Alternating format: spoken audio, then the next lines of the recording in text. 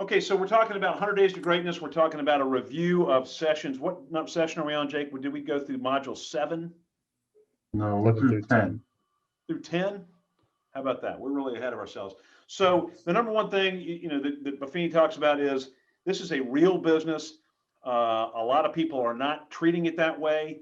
And I think one thing you got to get in your mind from day one is that it's not going to happen as fast as you want it to happen, but it will happen. Okay. And there's sort of, you remember he talked about the three-legged stool and what are the elements of your business?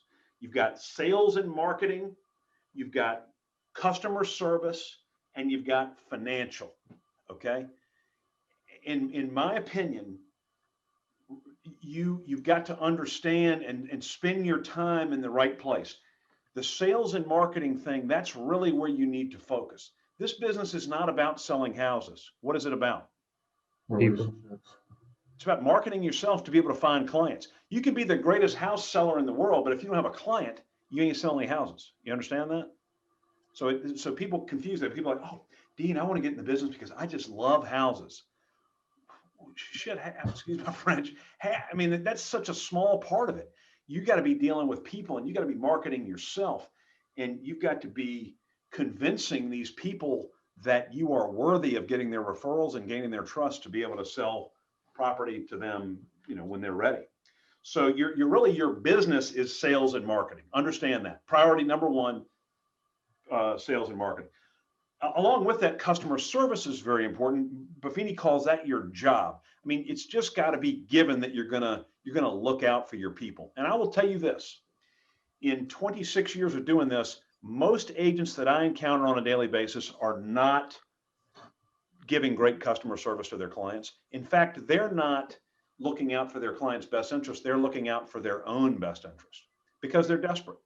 How many agents, what is the average number of homes that an agent sells in the Richmond MLS? What would you guess? I see 4, 3. It's actually right in between this. So like 3.5, 4 deals a year. So if you work all year and you're only selling 3 or 4 houses, do you have enough money to pay your bills? Yes or no? You better have a rich spouse, a lottery winning ticket or something else, but you don't. So what happens human nature wise? You're looking out for you. You need the deal. You need some kind of commission check. So you need the deal to happen so that you can pay for your car payment and you can pay your school loans and you can look after you. Is that looking after the client? In most cases, not. In most cases, not. So, and what happens is people can smell desperation on your breath. Okay, so you're repelling clients because they know you're looking out for you. Then you get the reputation of looking out for you, and then other people don't want to work with you, and it's a downward spiral to where ultimately you have to leave the business. So that's a problem. So you need to be thinking every time you talk to somebody, am I really looking out for what they want, or am I looking out for what I want? Now, everybody can want the same thing. Ultimately, if somebody hires you to sell their house, they want you to sell their house, right? But don't compromise your values so that you can get the check to pay your payments and take care of your debts. You need to be looking after them. You need to be willing to go on bread and water for a little while if the deal's not going to be the best for your clients. And in the long run, you're going to succeed and have everything you want if you do the right thing now. Does that make sense to you? So that's why customer service is your job. I mean, that's just got to be numero uno as far as how you behave. You got to be thinking about great customer service. And then lastly, with financial management, you got to realize that you've got to pay attention to your finances. You don't want to, I think he used in one of the later modules, he talks about starving the golden goose, right? Your business, your real estate business is your golden goose, and believe that. I mean, I went out to dinner with 2 guys last night. They combined income is probably $1.7 million in real estate. Okay. So is real estate potentially a golden goose for you? Is it for them? It sure is. But if you starve it, if you look at Jake and Craig, see, Jake has got some fancy open house signs that he invested in. Do you have to have those? Sure. No, you don't have to have those.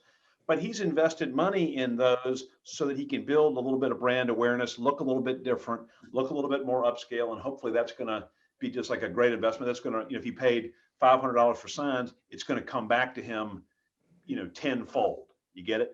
So you can't just throw money at your problems, but you have to be willing to tighten your belt, to spend some money here, like this program. Like most of you have gotten in the 100 Days to Greatness. You're investing a little bit of money so that you can leapfrog ahead and get a great return on that. So I would just tell you that where people get screwed in real estate is they don't save money for their taxes.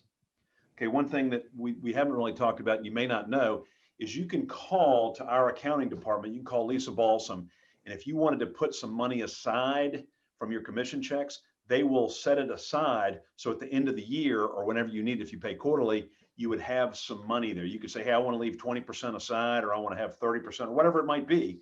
You can do that. Did y'all know that? Mm-mm. Okay, so some of you are really smart like Jake, and some of you. You told me to do it, so. What? You already told me to do it, so she holds 33%. Yeah. And you know what? Hopefully, maybe you don't have to pay that much tax. I don't know. But I asked her the other day, I'm like, didn't I tell you in 1995 to hold 30% and you've been holding it ever since then? She said, no. I said, damn, that'd be awesome. Did you secretly do that? No, they didn't. They didn't do that. So they're not going to secretly hold it. Nobody's secretly holding it for you. You got to be careful with that. And then you just got to be, it's going to be lean at first. And most of you people are new. It's going to be lean at first, right? That's just the way it is. Okay. We'll talk about momentum as we go. So the next thing he talked about was your career path. So right now you're sort of in the licensee mode. Most of you guys are. Some of you are a little bit ahead of that or whatever, but nobody here is a real pro. We're all sort of learning, right? So you start off, and then what you're doing now is you're learning. Then you get to like the producer. You start making some deals. My man Jake here is sort of in that. He's getting into a little bit of momentum. He's making some deals. He had to talk to help an agent last night who's been the big guy's been in the business forever, 70 some years old. The guy doesn't understand closing cost assistance, but so my man Jake is helping him out and teaching him a little bit about real estate as he goes. But he's learning as he goes to be the producer level. Then at some point you sort of you stop doing like one deal every 90 days, and then you get to the actual like pro deal where you're cranking out a couple deals a month or whatever it might be. You feel like you got your legs under you and you know what's going on. And then ultimately you get to the state of what he called it leadership. I call it mastery. And no one is perfect here. I mean, everybody, whether you be in our office, Cameron Woods had his license since 1969 or something, and he still sometimes goes around and asks for help. And, the company is based on, treating people the way you'd want to be treated and helping. So nobody's perfect, but you get to that level where mastery, where you really feel confident and you know that you're the expert. And when you have that, then you're going to really have some momentum in the business to where, you're just not, there's no fear, there's no worry, you just know it's going to happen. And that's a cool place to be. And it takes a while, and it's going to take longer than you think. Okay. So that's sort of the career path that we're looking for. So how do you get there? I tell you how you don't get there is you don't get there by winging it unless you're an anomaly. And there are plenty of those, but most people in the real estate business just try to wing it every day. They show up, maybe they don't, but they just try to just hope things happen. They wait for the phone to ring. They wait for somebody to walk in the office, and they have no design. They have no system. And I like to play pinball. Anybody here, about pinball? Are you guys too young for pinball? Ty, you know about pinball, right? So you're a pinball if you're that kind of agent. The ball doesn't know where it's going. It's just getting slapped around, and that's what you're doing. You're just getting slapped around the business, and more than likely you're going to be out. How long does it take for the average agent to be out of the business? 16 months. 16 months, which is sad but true. Okay. So what you got to have some kind of system. That's what Buffini is trying to help you generate, is some kind of a system where you're not wasting your time, where what you're doing is going to ultimately get you some results. The number one focus of that system is what? Lead generation. Okay. So if you ever have a question like, what should I be doing? The answer is lead generation. So I grew up in a Christian environment and went to Sunday school. And I learned quickly, like if the answer to any question the Sunday school teacher asked was Jesus, you had a good shot at getting it right. Okay. In this world, it's the answer is lead generation. What should you be doing? Lead generation. Hey, I need to do something. What should I do? Lead generation. That's what it is. Okay. What is lead generation? What is it? I mean, I feel like it's pretty cut and dry. You were in a mission to find the next lead. Okay. And so, yeah, you've got to somehow find someone that is thinking about buying or selling real estate, right? How do you do it? There's a multitude of ways to do it. Okay. A multitude of ways to do it. We'll focus on that. But where we're going to start, where we're going to build the foundation is by building a database. Okay. And then we're going to try to train and educate and motivate these people to get excited about helping us. Does that make sense? So, it's like, is there, how many one-man bands? You ever seen that where the guy, like some dude's playing like the drums and he's got the harmonica and he's got the trumpet and whatever, he's got all the instruments, one person. Is that a great way to be a awesome top of the charts musician? How many one-man band? Not too many. Although we can use an example because Boston is just 3 people that we just heard in our pre-music, just 3 people, but it's a lot of synthesized and overdone stuff. Anyway, on a tangent there. So as a team, we can do more than we can by ourselves. And your database is going to be your team. I use this definition. This is not a Buffini thing, but you may find this to be valuable. So my database is my sales force, and I'm the sales manager. My job is to educate and motivate my sales force to sell me to everyone they encounter. Okay, my job is to educate and motivate my sales force to sell me to everyone they encounter.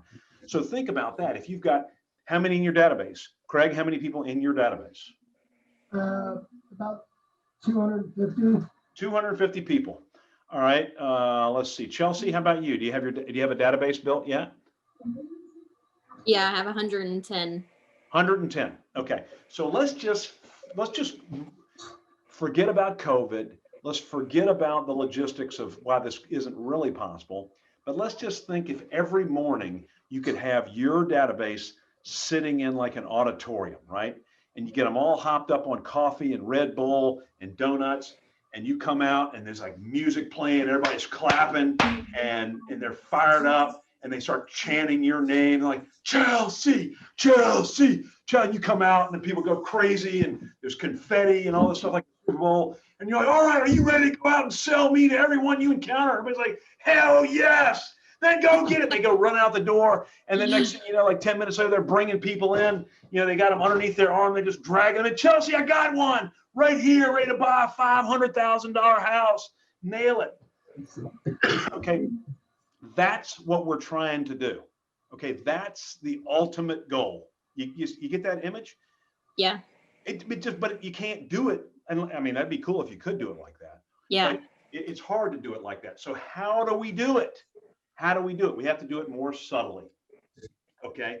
And so we create this database and we're gonna focus activities on the people that are most likely to get it and give back to us. All right. I've told my class, based on my experience, you really don't know for sure who's going to react to this whole database game the best. It's not going to necessarily be your best friend. It's not going to necessarily be people that you like the most. You don't know who it is. And to be honest, you shouldn't care. Okay. Because it's not about fairness. Okay. Everything in today's world is about fairness. Screw fairness. This is about, I'm going to try to care about you in a way so that you will hopefully care about me. And then if you show me that you care about me, I'm going to double down on the care on you. Get it? And if I understand you don't care about me, meaning you're not going to help me with my business, it's not like we can't be friends. We can still go skiing. We can still hunt or fish or whatever you guys do, ballet dancing for Jake. We can still do that. But as far as my real estate database, the people that are going to get the most love are the ones that are loving me back. You get it? So we prioritize those. How do we prioritize them? A plus. These are people like about 40 yards from me as a train track. There are people in my database that would more than likely lay in front of that train to get me a referral. That's an A plus. Okay. An A plus is somebody who is going to go absolutely out of their way to score you a referral. The guy, he moved away. His name was Chris Torres, who was in my database. The great story. This is what A plus does. He's at the swim meet. Any of you guys ever been to a swim meet? Boring unless you drink a lot. But anyway, he's at the swim meet and he is timing. So he and some other parent are sitting there and they got, kids, it takes them 4 hours to swim 25 yards. Anyway, they got the timer and he's talking to this other person and the other like mom or dad says, yeah, we've been trying to sell our house. It just hadn't really worked out. And, we're thinking about maybe getting another agent. He doesn't even see it. He just dials my number on his phone and hands her the phone during the swim meet. Right. And so next thing I know, I'm over there in the West End off of River Road. I list a $750,000 house. And I mean, I'm in the money, man. I mean, it was unbelievable. That's an A plus. Okay. That's an A plus. All right. Now, were Chris Torres and I good buddies? Not really. I mean, I liked the guy but we didn't vacation together. I didn't, he was just a good guy. But once I knew that he got that, man, we were doing all sorts of good stuff. I know that he liked to drink wine and he got good wine. We'd go out to lunch, do all sorts of stuff. So that's the deal. And then it goes down from there. So here's the common question is, so what if I don't know? Well, then put them in as a B or whatever, and then just sort of see. You'll see who's reacting to this stuff. And we're going to talk about what the stuff is in just a minute. If you like for Chelsea, maybe you don't know what the stuff is, but we're doing things to try to show them that we are competent. We're trying to show them that we are of good character. Okay. And then hopefully they're going to learn, and it's just a natural process to where they're going to start sending us referrals. Okay. Don't confuse the database with leads.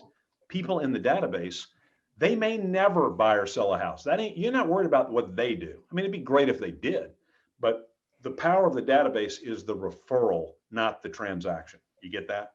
A lot of people confuse that. Okay. So again, remember, it's not fair. It's not about friendship. It's not an equal thing. It's all based on, you love them. How much do they love you back? All right. Now, here's a big point. Write this down. I need to spend significant time and energy developing my database from the get-go. I need to spend significant time and energy developing my database from the get-go. Most agents do not. There are agents that have been in the business longer than me that don't have any kind of database. All right. So what you're going to want to do is you're going to want to take time and schedule time for this if you haven't done this already. And even if you've done it, you need to schedule at least once a quarter. You need to have like a half a day where you go through it and you massage it and you reprioritize. Is Bob really an A? No, Bob sucks. I think Bob listed his house with Joe Blow. Okay, now Bob is a C. Or maybe Bob's out of the database. What about Donna? I've got her in here as a C, and she referred 16 people to me last month. She needs to be an A. Okay, so you want to be massaging that. It's not a static, set in stone document. It's something that is dynamic and changes all the time. So you have to spend some time creating that. As you're creating it and as you're putting people in, the mayor campaign, according to Buffini and according to me, is a great way to know where to start. So you ask somebody, if you remember the mayor campaign, you say, hey, if you were looking to buy or sell a home or knew somebody who was, or had a friend or family member who was, do you have an agent that you would refer them to? Okay, that is going to flush out at least an idea of where they should be on the list. No, I don't. Okay, that's probably a C or a B. Yes, I do. It's Ted. Okay, well then they're a D because that's not you. If they say, yeah, hell yeah, it's you. In fact, I have rented a billboard on the side of 64 to put your picture on so that I can help you get referrals. Okay, that's an A plus. Get that? Yesterday, I hired a police officer to stop traffic so that I could ask everybody on Broad Street if they were looking to buy a house to use you. Okay, those are people that you want to prioritize. So the mayor campaign is something that you just need to internalize. Okay, is it weird that I know that by heart? No, because I use it all the time, right? And if you don't like it, first thing I would say is tough luck. Learn it. And if you don't like it, well, then figure out something to say that works as well as that. Okay, if you can come up with something better than that, then good for you. All right. Like people just don't, a lot of the agents that fail just never ask the right questions in a lot of times. Okay, so that's all about the mayor campaign. Here's the good news. We're halfway through the list. So in the Buffini program, so what we're talking about, like for Chelsea and for whoever's not involved in the program. So what is the stuff that you got to do? What does Buffini say? What do you got to do to get this database rolling? All right. It's called contact, care, and community. And I'm going to tell you what those things are. And he's told us, but we'll go through it. So remember this. So the whole idea of the database, if you just have a list of names and numbers and you never do anything with it, then you're just wasting your time. Right? You're just wasting your time. Don't even fool with it. You've got to show these people some love so that they can love you back. For instance, if I care about you, you're likely to care about me. If I run into a fire and save your life, you're probably going to do something nice for me. All right. I don't know if sending a monthly mailer is quite as cool as saving somebody from a fire.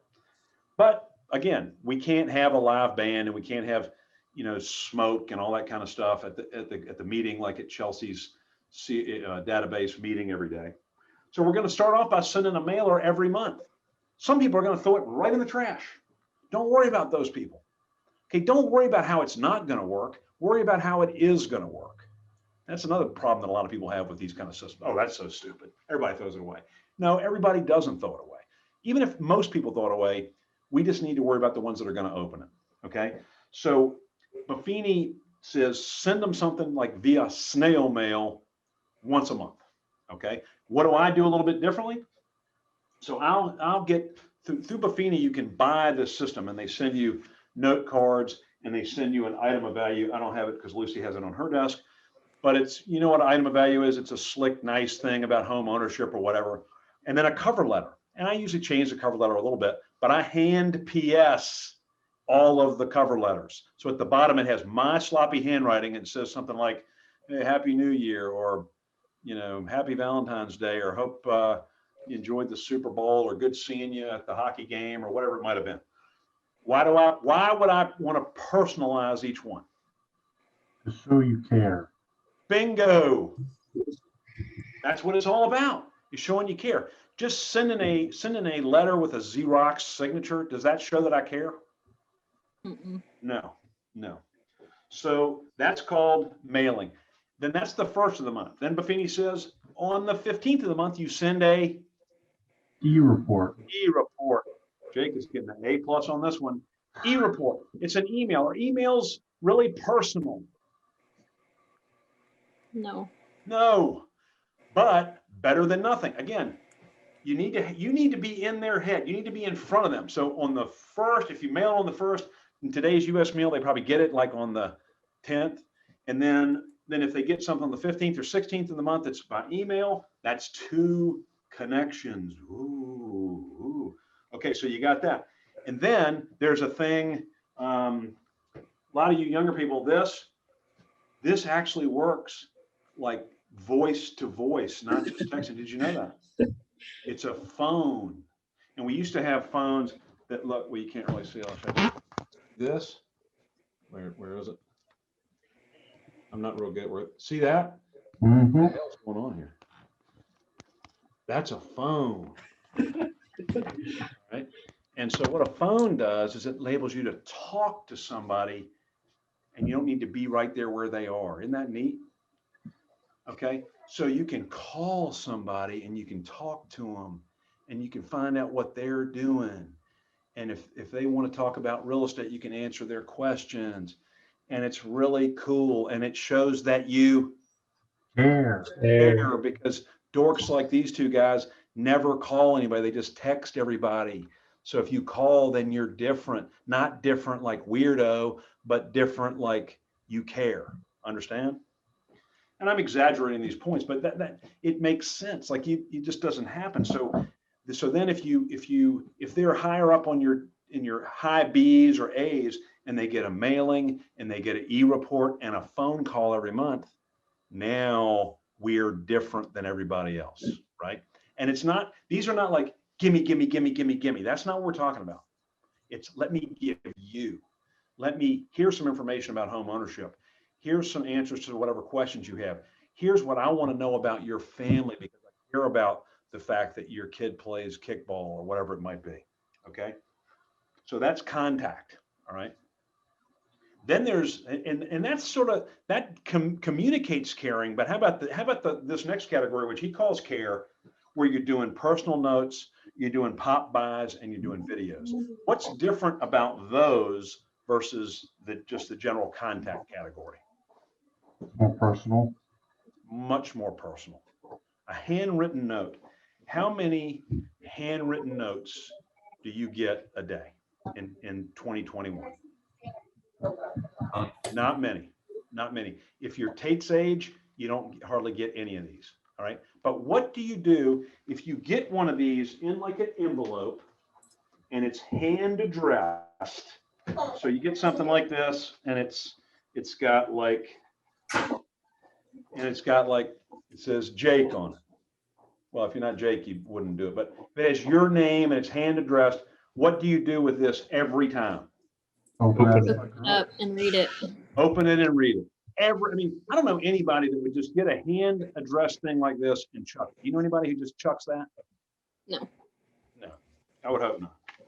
So I'll just chuck that. So this really communicates caring. Do you have to write a litany front and back to the people when you send this thing? No. No, a couple sentences is all it is. You know, people all the time tell me, I don't know what to write. That's so dumb. Just write anything. It doesn't really matter. If you're wondering about what to write, think about season. So you have Valentine's Day, you have Christmas, you have Halloween. You can always say something cheesy about that. You can look on Facebook, Instagram, Twitter, whatever. Look up the people, see what's going on in their world. Hey, I hope you had a great time in Jamaica. Saw your puppy, pooped in the dining room or something. Whatever it might be. Just stuff like that. Try to make it a little bit personal, a couple lines, and boom, send it. Don't overthink it. Send it. People get it, read it. Again, another contact, but even more personal. Okay, even more personal. All right, what's a pop by? That's going by and seeing them face to face. People, oh, COVID. We don't need to talk about what I think of COVID, but okay, you can still do it. You can go ring the doorbell, and you can see if you're worried about it, put your mask on. Have a scuba tank, whatever you need to do, stand 6 feet away, have a bubble, whatever is your thing, but you can still be there, okay? And you might want to bring a little thing. You might want to say, here's a cow pie and happy whatever it is. Here's a flower for Valentine's Day. Here's an ice scraper because I love scraping ice and hopefully you do too. Whatever, or just go and see them. It doesn't really matter. It's not about the gift. It's about the connection. Get it? Get it? Okay. A lot of people don't do pop buys. Why do they not do pop buys? Because they don't plan it. Okay. Some people are great at going and doing one a day or two a day, every day of the week. I'm real good at saying, all right, on this day, I'm going to do 60. All right. Whatever works for you, make it work. If you can do 2 a day, then that's great. Or 1 a day or 5 a week or whatever you might do, whatever you need, but you need to do it. You need to do it. Because how many people in Richmond do what we do? 4,826.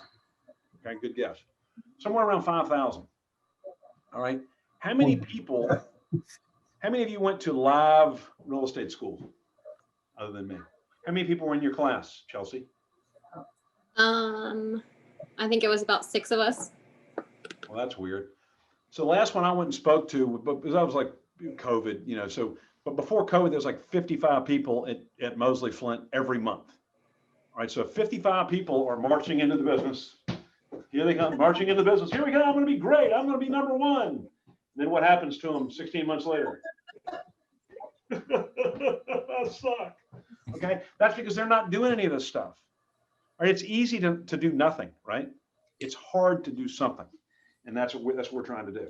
So, what about? So those are personal notes, pop buys. What about videos? What's this video thing? Why is that good? It's relatively new. Okay, it's not totally cutting edge, but it's relatively new.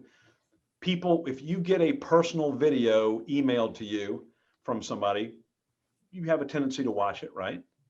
What if it's texted to you? What if I text you a video? I'll watch it. Yeah, you'll watch it. And it can be, there's tricky ways to make it look personal when it really isn't. But there's, if I take a video and like say, hey, Chelsea, I just want to congratulate you on, really working hard, 100 Days to Greatness. Thanks for being in the class today. And I really appreciate that. Is that something you're going to be like, oh, Deane's a jerk? I mean, the worst thing is it's just neutral, right? But more than likely, it's going to be, hey, that's pretty cool. He cares about me, right? Yeah. Maybe, maybe it's like, hey, Tate, I just wanted to send you something. I know with this cold weather coming, people might be having plumbing problems. They may have some stuff around the house that they need. If you need any referrals, any kind of contractor, plumber, whatever it might be, I'm around for you, man. Just give me a call. Hope everything's going good for you, right? Stuff like that. It's like, hey, that person really does care about me, really looking out for me. I don't have to give you $100 or what. I mean, just the fact that I care makes a big difference. So that's caring. So you got contact. I mean, yeah, contact is mail, e-report, and phone call. Care is personal notes, pop buys, and the videos. And then one that we really don't do a good job of for most of us is community.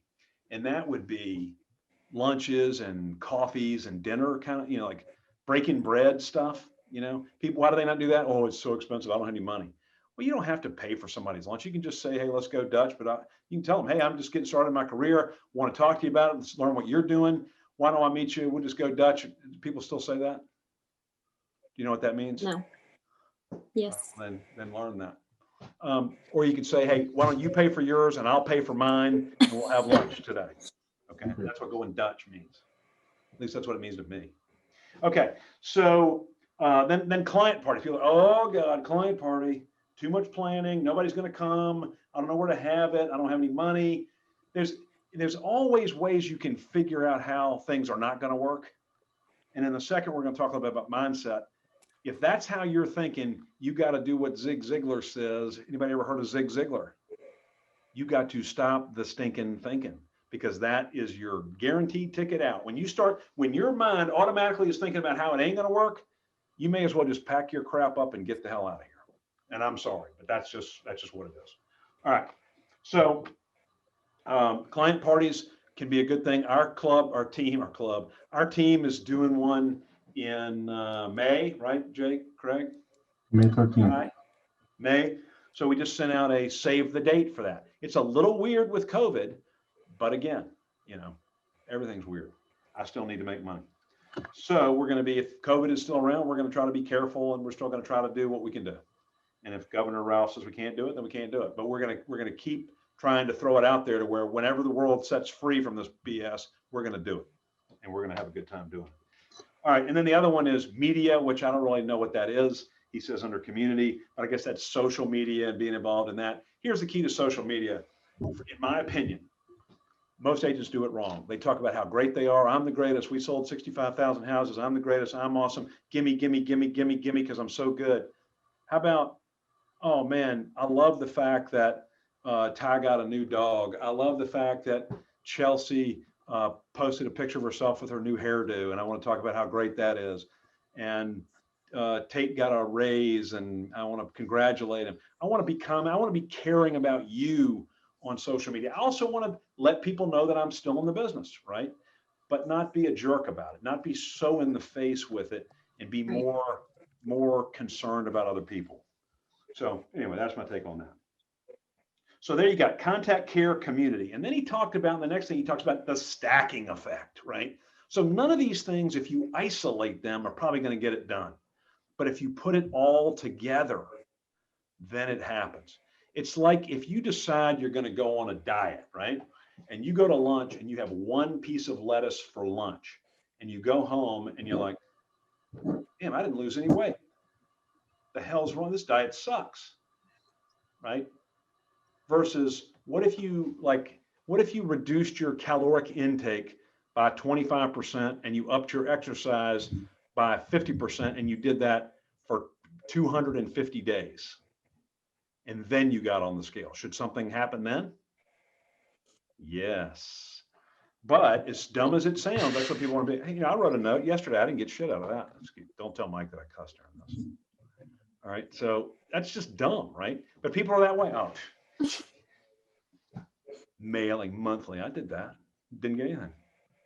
Okay. Well, it's not the one, it's the whole thing, and it's the repetition of it.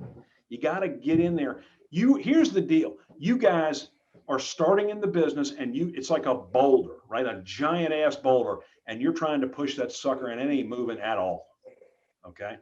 And you got to try to get different way, whatever. And eventually, guess what's going to happen? It's going to move a little bit, right? And when that bitch starts moving, you got to keep moving your feet and keep driving it. And it's going to get easier and easier and easier to move it, right? I mean, that's sort of how momentum works, even though I never took physics, but that's how it works. So like the difference between you and me is my ball is moving, my boulder is moving, and like it's moving pretty good. So all I really need to do every once in a while, I'll be like, but you didn't see me in 1995 through 2005, where I was like grunting and sweating and all bruised up trying to get that sucker going. You understand that? It's different when you're trying to build it versus trying to maintain it. Okay. But that's the analogy you got to remember. And that's the stacking effect. You keep piling all this stuff on in addition to other things that you can be doing, and then you get the ball moving. But you got to stick with it, because what the other problem is, then once you get a deal or two, then you focus on the deal and you forget to do the things that are in front of you. Jake and I were talking about this earlier in the week, maybe yesterday, where you got to be always throwing the net out in front of you, like you did to get going, even when you got things happening. And that's the hardest part to do it, or else your business is going to go like this. You're going to be, hey, I got a deal. Oh, I got nothing. Got a deal. Got nothing. And that's a terrible way to live. All right. Okay. Time management. Very important. As an independent contractor, see, the business world is set up to where you have, like in real business, you have a boss and they crack the whip. And if you don't do what you're supposed to do, then you get fired or whatever else. That's not the way real estate is. Real estate's designed for you to fail. So nobody's really paying attention. You do whatever you want to do. You got to have some self-discipline. Discipline is doing the things you know you need to do, even when other people aren't looking. And so many agents that I see there, they confuse activity with productivity. They go home and they're like, oh, I was really busy today. What'd you get done? Zero. Okay. You got to be focusing on the lead generating activities. You got to be focusing on the stuff that's going to make you money. That's productivity, right? And you have to have some kind of time management system to get going. Here's Deane's key for time management. Number one, write this down: consistency of morning routine. All right, write that down. Consistency of morning routine. This is something that Brian Buffini touched on. So if you don't get off to a good start, is it hard to have a good finish in most cases? Yeah. Yeah. I mean, do teams come from behind and win? Oh, yeah. And it's exciting and whatever. But wouldn't you rather just kick ass from the get-go? I would. Whether it's in this business or in sports, I'd rather just put my foot on the throat and win from the get-go. That's your morning routine. So here's what you got to do. If you just, and start small with this whole time management thing, because you're not going to become a great time manager overnight. Just start small. Here's the first thing you got to do. Get up at the same time every day of the week. Just try that. Try that. All right, try that. For me, right now, like I used to do a thing where I had to get up at 4. I got up at 4:46 every day for like 16 years. 4:46. Now it's 5:30 because I can't run. I can't do SEAL team. So I get up at 5:30. All right. Every morning of the week, I get up at 5:30. All right. Why is that a big deal? You know why it's a big deal? Because people, when I got in the business, I saw them do the most successful people I saw in real estate from all over the United States. When I talked to these people that I met through the Mike Ferry system that I was involved in, when I talked to them, every single one of them that was worth their salt, that's what they did. So I'm like, hey, if it works for them, maybe it'll work for me, right? So they get up, and then what do? They exercise, some kind of exercise. Brian Buffini says you don't have to be, Arnold Schwarzenegger or Andrea Schwarzenegger. You got to do something, right? So if you do something, then you're going to get the endorphins going. I always feel like by the time that I'm at, getting moving and talking about real estate, I'm at full speed. I'm not like in low gear. I'm in high gear, and that's through exercise. So, and I try to be consistent with that. I try to get to the gym by 6 o'clock every morning. Okay. And then, but you don't need to go to the gym. You can walk around the block and do whatever you need to do. All right. And then, you need to have like morning routine. So my morning routine, do that, go to the gym. And at the gym, I do warm up cardio, I do weightlifting, I do cardio, and then I swim every day. All right. Then I come home and then I train my dogs every day. Okay. That's my thing. So I do that for like 30 minutes every day. All right. Then I get my shower, eat a little breakfast, and then I will return calls, deal with a few messages, and then I try to get here if I don't have appointments. Okay. So whatever works for you in your morning routine, try to set it up. If it doesn't work, then you can alter it. And then don't worry about the rest of the day. Just try to get the morning routine. Just try to go from when you wake up to when you get to work. Make that like step one, and then build on that. The problem most people have is they try to schedule out the whole year in 10-minute increments, and you're just destined to fail on that. That just sucks. That's not going to work, especially if you've just been sort of a wing it person your whole life. All right, so that's a little bit of stuff on that. So Buffini made a great statement, and you might want to write this down. Are you spending time in real estate, or are you investing time in real estate? We've all had days where we've spent time, can y'all relate to that? That's like being here, but not really doing much. Like I punched the clock, but I ain't doing it. Like I went to physical therapy today. So here's the difference in a self-employed person at physical therapy versus somebody who works for the man at physical therapy. I'm like in a full sweat trying to get better, and everybody else is trying to get worse so they can stay away from work. You get that? You don't get that? All right, I got it. Because if I don't do what I'm supposed to do, I don't get paid. My daughter's getting married next year. We'll have to have like saltines and sardines if I don't do what I'm supposed to do. But if you work for the man, you're going to get paid, whether you're there or not. So big difference. So are you spending time? Are you punching the clock? Or are you investing time? And you need to be thinking about investing time. Now, remember this, it doesn't need to be perfect. He talks about win the day, win the week, win the month, win the year. Do you have to be perfect to win the day? No. No. Brian says 2 hours a day. If you can be on target for 2 hours a day, you've won the day. Go ahead and check that one off as a win.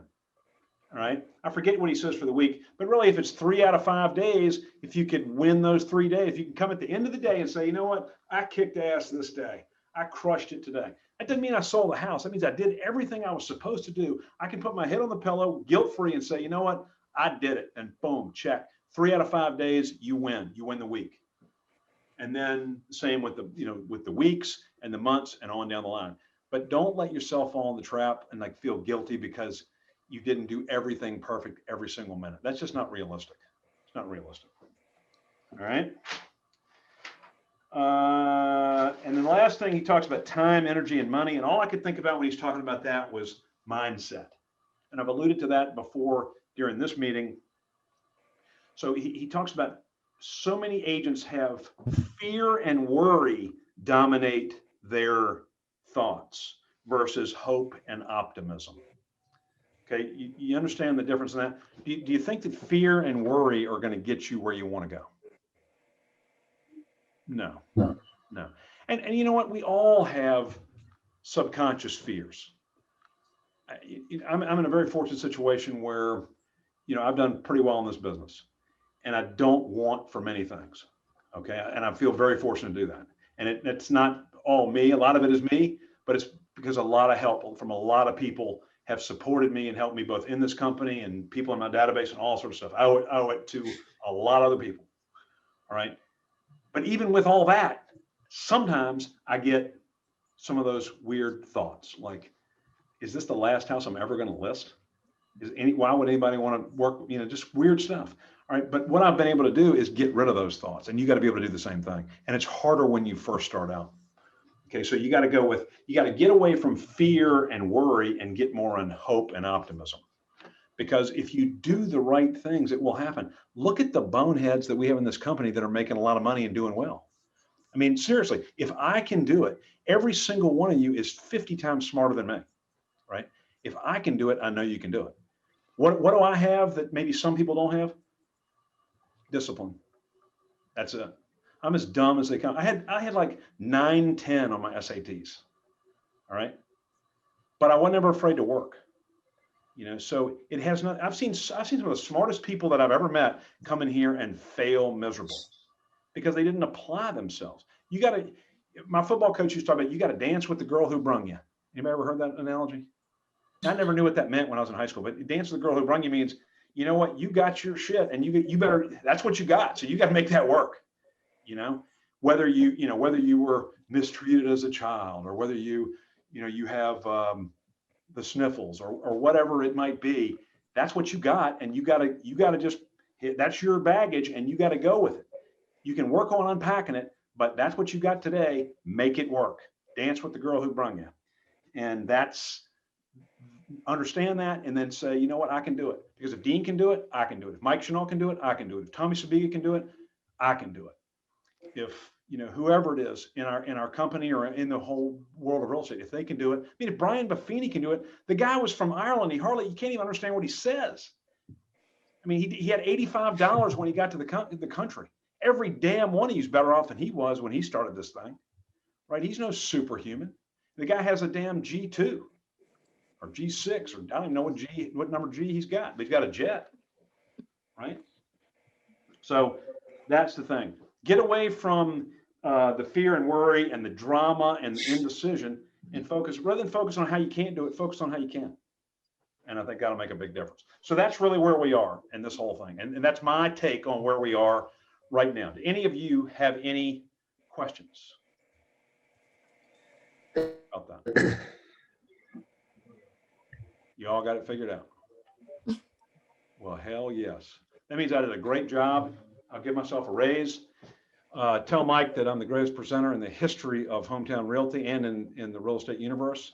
And I hope you guys have a wonderful afternoon. My number is 244-1022. If you want to call me because you're shy, you don't want to ask in front of other people, feel free. I want to try to help you. Comprende? All right. Party on, people. See ya. Thanks, Deane.